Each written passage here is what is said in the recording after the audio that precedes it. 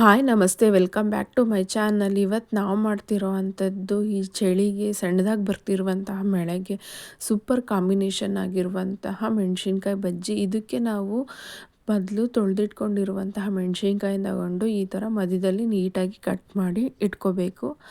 ಅದಾದ ನಂತರ ಅದಕ್ಕೆ ನಾವು 1 ಬೌಲಷ್ಟು ಕಡಲೆ ಹಿಟ್ಟನ್ನು ಸಹ ನಾವು ಆ್ಯಡ್ ಮಾಡ್ಕೋಬೇಕು. ಅದಾದ ನಂತರ ಅದಕ್ಕೆ ನಾವು ಸ್ವಲ್ಪ ಓಂಕಾಳು ಅಥವಾ ಅಜ್ವೈನ ಅಂತ ಹೇಳ್ತಾರಲ್ಲ ಅವನ್ನು ಸಹ ಸ್ವಲ್ಪ 1 ಸ್ಪೂನಷ್ಟು ತಗೊಂಡು ಅದನ್ನು ಕೈಯಲ್ಲೇ ನಾವು ಈ ಥರ ನೋಡಿ ಉಜ್ಕೊಂಡು ಅದರದ್ದು ಫ್ಲೇವರಿಗೋಸ್ಕರ ಈ ಥರ ಮಾಡಬೇಕು. ಈಗ ಅದಕ್ಕೆ ಆ್ಯಡ್ ಮಾಡಬೇಕು. ಅದಕ್ಕೆ ಸ್ವಲ್ಪ ಅಡುಗೆ ಸೋಡಾನು ಸಹ ಆ್ಯಡ್ ಮಾಡ್ತಾಯಿದ್ದೀನಿ.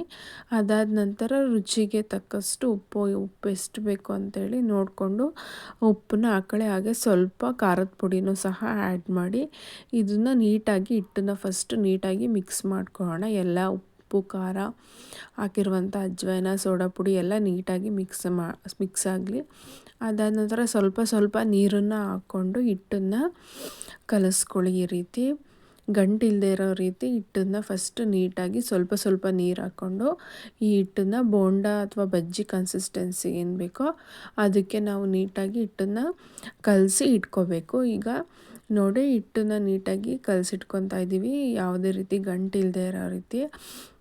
ಅದಾದ ನಂತರ ಒಂದು ಕಡೆ ಕಾಯೋದಕ್ಕೆ ಎಣ್ಣೆನೂ ಕಾಯೋಕ್ಕೆ ಇಟ್ಟಿದ್ದೀನಿ. ಈಗ ನೋಡಿ 2 ಟೀ ಸ್ಪೂನಷ್ಟು ನಾವು ಕಾದಿರುವಂಥ ಎಣ್ಣೆಯನ್ನು ಹಾಕಿ ಅದನ್ನು ಸಹ ನೀಟಾಗಿ ಮಿಕ್ಸ್ ಮಾಡ್ಕೋಬೇಕು. ಈಗ ಕಟ್ ಮಾಡಿರುವಂತಹ ಮೆಣಸಿನ್ಕಾಯಿನ ಈಗ ಎಣ್ಣೆ ಕಾಯೋದಕ್ಕೆ ಇಟ್ಟಿದ್ದೀವಲ್ಲ ಅದಕ್ಕೆ ಒಂದೊಂದೇ ನೀಟಾಗಿ ಡಿಪ್ ಮಾಡಿ ಎಲ್ಲಿ ಓಪನ್ ಮಾಡಿರ್ತೀವೋ ಅಲ್ಲಿ ಎಳೆದು ಹಾಕಬೇಕು. ನೋಡಿ ಈಗ ತೋರಿಸ್ತಿದ್ದೀನಿ. ಈ ಥರ ಎಳೆದು ಓಪನ್ ಇರೋ ಕಡೆ ಈ ಥರ ಬಿಟ್ಟರೆ ಒಳಗಡೆ ಮೆಣಸಿನ್ಕಾಯಿನೂ ಸಹ ಬೇಯುತ್ತೆ, ಕ್ರಿಸ್ಪಿಯಾಗೂ ಇರುತ್ತೆ. ಈ ಥರ ಎಳೆದು ಒಂದೊಂದೇ ಬಜ್ಜಿನ ಮಾಡೋದಕ್ಕೆ ಹಾಕಬೇಕು. ಈಗ ನೋಡಿ ನೀಟಾಗಿ ಎಳೆದು ಬಿಟ್ಟರೆ ಮೆಣಸಿನ್ಕಾಯಿ ಸಹ ಚೆನ್ನಾಗಿ ಬೆಂದಿರುತ್ತೆ. ಈಗ ರೆಡಿ ಆಗ್ತಾಯಿದೆ. ಈಗ ಒಂದೊಂದೇ ಹಾಕಿ ಒಂದು ಕಡೆ ನೀಟಾಗಿ ಬೇಯೋದಕ್ಕೆ ಬಿಡೋಣ.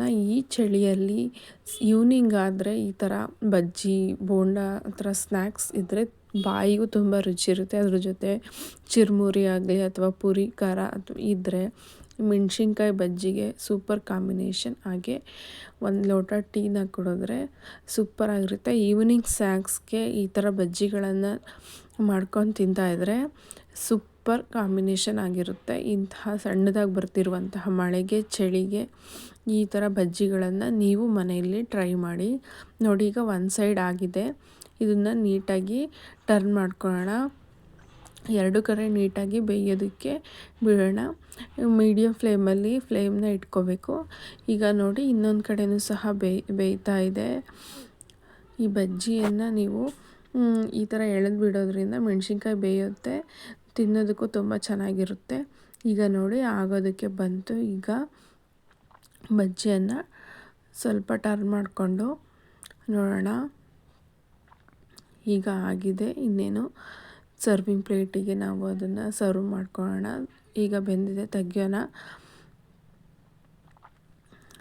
ನೋಡಿ ಈಗ ಪರ್ಫೆಕ್ಟ್ ಆಗಿದೆ ಬಜ್ಜಿ ಬೆಂದು. ಈಗ ಒಂದು ಪ್ಲೇಟ್ಗೆ ನಾವು ಅದನ್ನು ತಕ್ಕೊಂಡು ಒಂದು ಸರ್ವಿಂಗ್ ಪ್ಲೇಟಲ್ಲಿ ಇಟ್ಟರೆ ಈ ಚಳಿಗೆ ರುಚಿಯಾದಂತಹ ಮೆಣಸಿನ್ಕಾಯಿ ಬಜ್ಜಿ ರೆಡಿಯಾಗುತ್ತೆ. ನೀವು ಸಹ ಮನೇಲಿ ಈ ರೀತಿ ಮೆಣಸಿನ್ಕಾಯಿ ಬಜ್ಜಿನ ಮಾಡಿಕೊಂಡು ನಿಮ್ಮ ಫ್ಯಾಮಿಲಿಯ ಜೊತೆ ಈವ್ನಿಂಗ್ ಸ್ನ್ಯಾಕ್ಸ್ ಆಗಿ ತಿನ್ನಿ. ಹಾಗೆ ನನ್ನ ಚಾನಲ್ನ ಸಬ್ಸ್ಕ್ರೈಬ್ ಮಾಡಿ. Thank you.